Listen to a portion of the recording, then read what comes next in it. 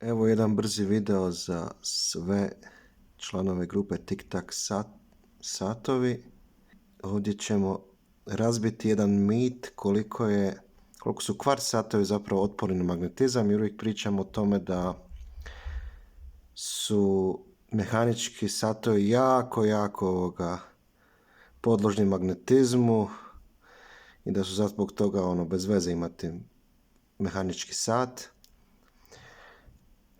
No, zato tu imamo kvarc, pouzdani kvarc koji uvijek radi, ne moramo se brinuti o magnetizmu i neće nas nikad iznevjeriti. Pa evo ga sad, ajmo sad staviti kvarcni sat pod magnetsko polje.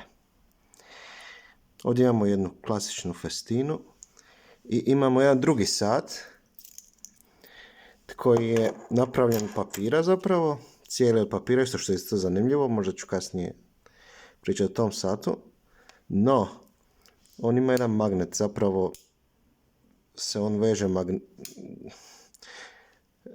tako reći, remen se pričvršćava magnetom, kao što vidite ovaj magnet. I sad ajmo vidjeti koliko je kvarcni sat otporan na magnetsko polje. I ajmo vidjeti što će se dogoditi. Evo, kao prvo još jedan mit je zapravo kućište sata nije magnetično, znači ne privlači magnet, zapravo neće se magnetizirati. Dovoljno se dobro vidi ova kazaljka, sekunde i ajmo sada. Evo, stavili smo ga sad po magnetno polje i ajmo sad vidjeti što se događa. I vidimo zapravo da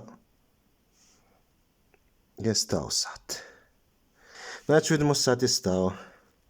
Znači pod magnetskim poljem sat je stao, makli smo magnetsko polje i kvarcni sat ide dalje.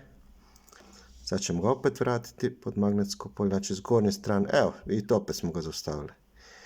I eto, vidimo da je kvarcni sat totalno zapravo na najmanje magnetsko polje za ovog malog magnetića je potpuno stao.